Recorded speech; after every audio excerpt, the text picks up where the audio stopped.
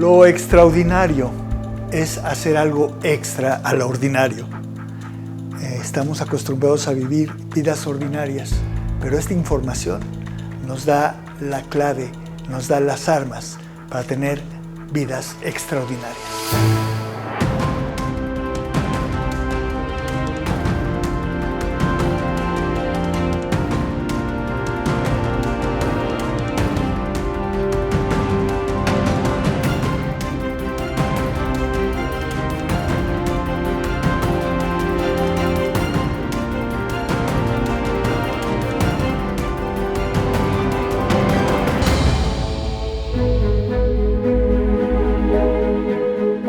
Tenemos el enorme gusto y privilegio de presentarte la primera parte de la entrevista que hicimos al doctor Javier Lozoya.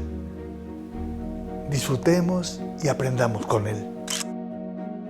La medicina, lo que llamamos medicina en cualquier lado del mundo, es una manifestación de la cultura.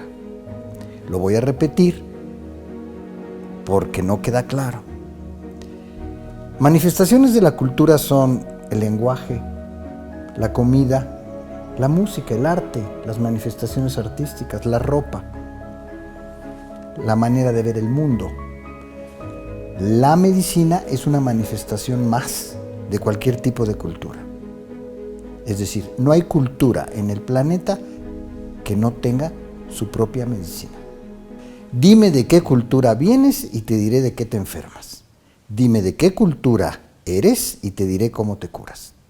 El desarrollo de la cultura occidental europea, angloeuropea, americana, como le quieran llamar, le llamamos occidental, es tan presumida, es tan etnocéntrica, que le hace creer a la mayor parte de las gentes de un país como el nuestro que existe una medicina, la que practicamos.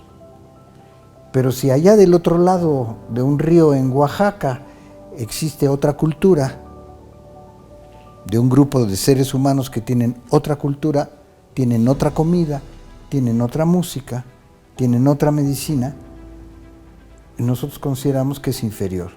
¿Usted reconoce la cultura china? Ah, felicidades, entonces reconoce que hay una medicina china. ¿Usted reconoce la cultura de la India, los llamados hindúes, indios? Ah, entonces usted va a reconocer una medicina de esa cultura. E inclusive le va a poner nombre y la va a reconocer como medicina ayurvédica. Dime cómo entiendes que funciona tu organismo y desarrollas la teoría de tu medicina. Todos los seres humanos tendremos la anatomía idéntica, sí, pero no todos la interpretamos igual. Las culturas de Asia piensan en otra cosa, las culturas de Occidente en otras. Entonces, todas las culturas del mundo utilizan las plantas. Interesante. ¿Por qué utilizamos las plantas? Porque las plantas tienen, dice un hombre moderno, las plantas tienen sustancias que te funcionan en el cuerpo. Sí. ¿Y por qué nos funcionan? Porque si te tomas una aspirina se te quita el dolor. Ah, porque tu organismo tiene las moléculas para aceptarla y usarla. Ah, es que en el fondo nosotros provenimos de las plantas. Tenemos las mismas moléculas y la misma química que las plantas y los árboles. Nuestra medicina occidental siempre ha usado las plantas, igual que los chinos o igual que los australianos. Pero a medida que se fue desarrollando el conocimiento científico y se descubrió cada vez mejor la composición química de los vegetales, se sacaron conclusiones muy importantes pero un poco precipitadas. Entonces la medicina que a ti y a mí nos tocó ver a partir del siglo XX dice lo siguiente: las plantas medicinales son muy buenas para hacer medicamentos. Lo que usted tiene que hacer es ir, buscar una planta que sea útil, encontrar la sustancia responsable de ese beneficio. Y somos ya tan desarrollados en la ciencia que usted puede tirar la planta a la basura porque ya sabe la química, sí. Entonces ahora junte esta molécula con esta otra, con esta, con otra y ¡Shazam! Ya tiene usted el producto que tenía la planta. Esto ocurrió literalmente con la aspirina. La aspirina se descubrió en el siglo XVIII. La sustancia que quitaba el dolor era una corteza del árbol molida y puesta en los dientes para quitar el dolor, o bebida con agua para quitar el dolor de cabeza. El árbol, pariente del ahuehuete mexicano, estaba en Centroamérica y Sudamérica cuando los alemanes, el doctor Bayer, anda paseando en la selva y ve a los indígenas de ahí meterse cáscara del árbol para quitarse el dolor de muelas. Se lleva esa corteza a su laboratorio, pertenece a otra cultura, tiene otros principios, los usa y dice, la sustancia responsable de quitar el dolor se llama ácido acetil salicílico. ¿Quién sale a recolectar al campo 1 millón de plantitas para entregarle a cada quien su plantita para que se tome su té? Entonces el desarrollo económico de esa sociedad llegó a la conclusión de vamos a industrializar el asunto. Y como ya sabemos cuál es la sustancia responsable, ya ni necesitamos ir al campo. Entonces en este edificio, aquí en la ciudad, en este laboratorio, voy a producir toneladas del polvito que sirve. Y ya estudió aquí el joven científico que la puede hacer tableta. Oiga, pero no la haga muy grande para que se pueda tragar. Oiga, pero mejor háganla en líquido. Entonces la hago en otro. ¿Por qué se hace esto? Porque nadie podía mandar a la farmacia 7 toneladas de la hoja de un árbol por si llegaba la gente a comprar 100 gramos. Los países más sanos de la segunda mitad del siglo XX fueron siempre los socialistas.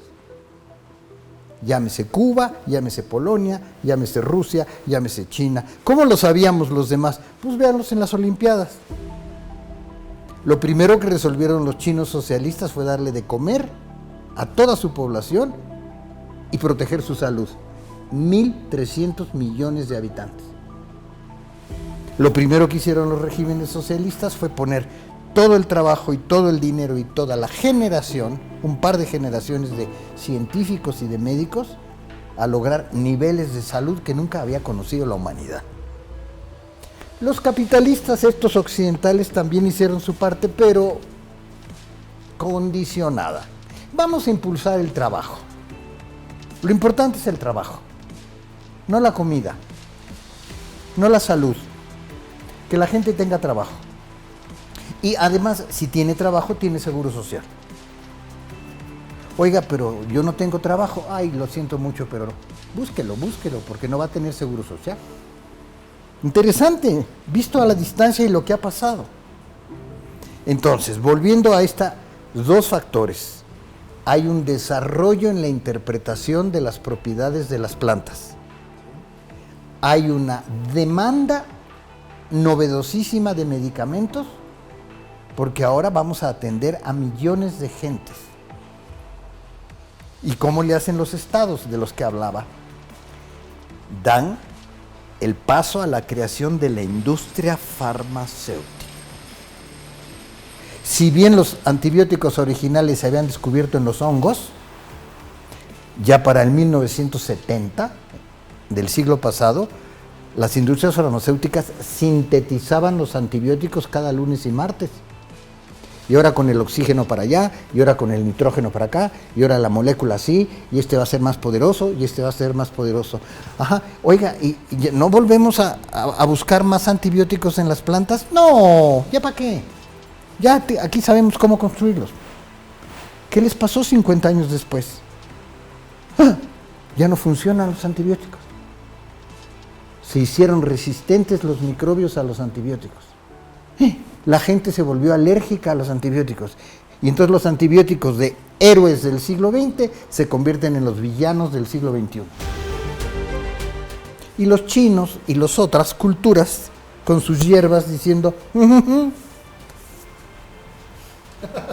yo les dije, En 1975, Nixon aprueba que China entre a la ONU. Entonces llegan a la Organización Mundial de la Salud y los australianos, los europeos, los norteamericanos, los occidentales le preguntan, oigan, ¿y cómo andan de salud y medicina en China? Porque pues no los hemos visto 100 años. Ah, nosotros no tenemos problema. ¿Cómo que no tienen problema? ¿Cómo andan de diarreas los niños? No, no hay diarrea. A ver. ¿Cómo le hicieron para tener una población tan sana? Ah, seguimos la instrucción de nuestro gobierno. ¿Cuál fue la instrucción? La dijo Mao Zedong. La medicina del futuro en China va a caminar con 2 piernas. La tradición cultural que tenemos y la ciencia moderna del siglo XX. ¿Y qué más usaron? Ah, pues cosas nuestras, de nuestra cultura. Acupuntura, moxibustión, gimnasia zen. ¿Qué es eso? Activando la energía chi.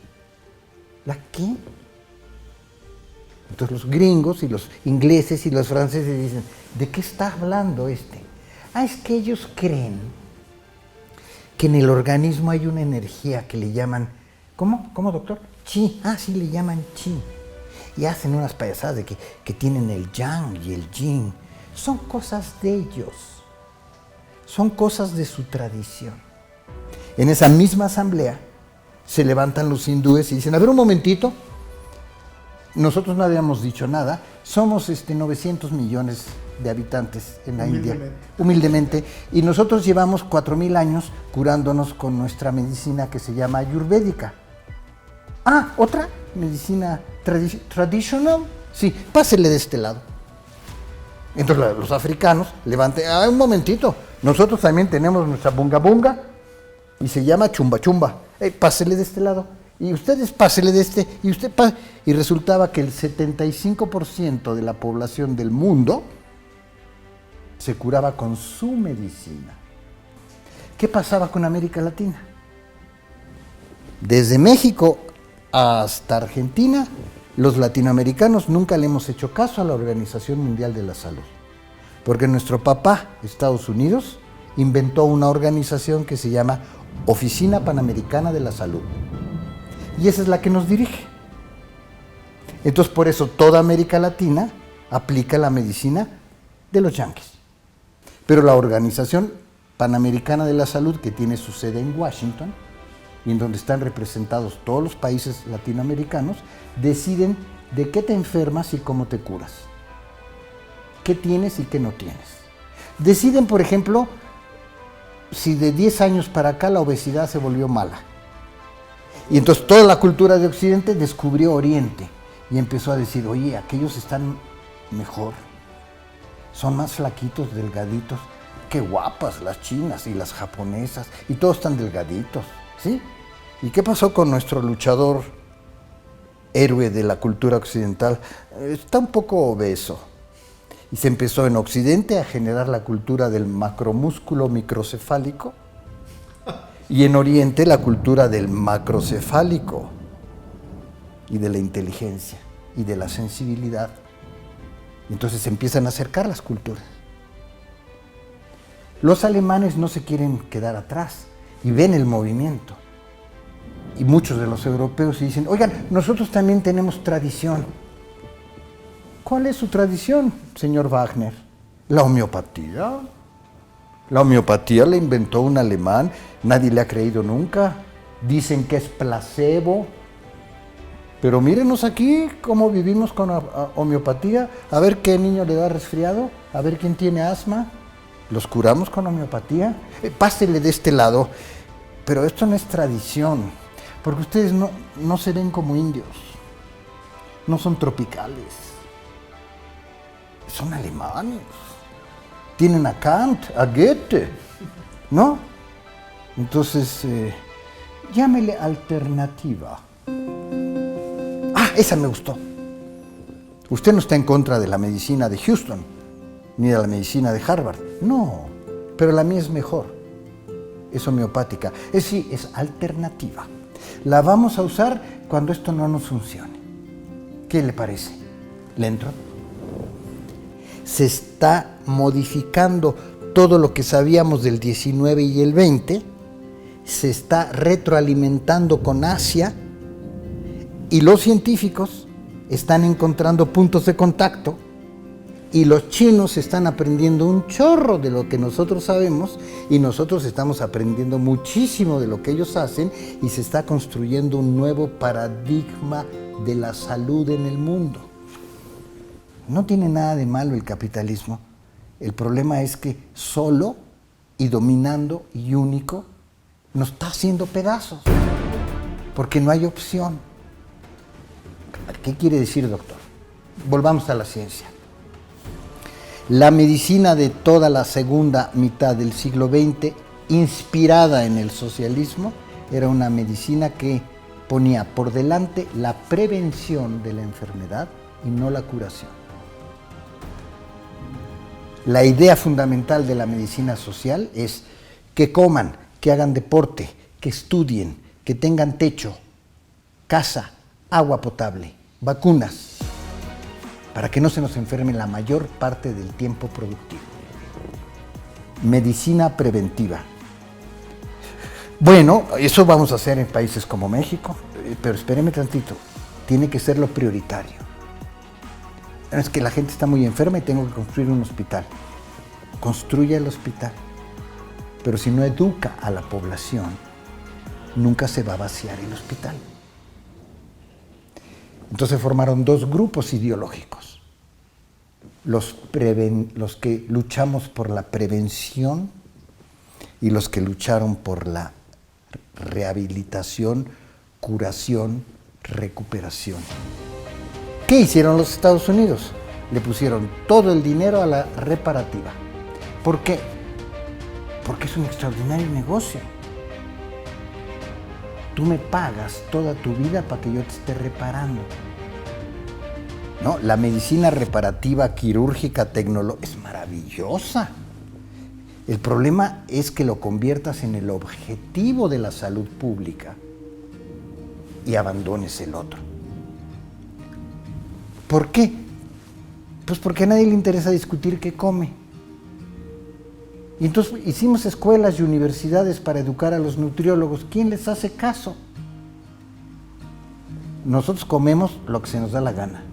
No, ya no, doctor. Comemos lo que hay, no lo que se nos da la gana.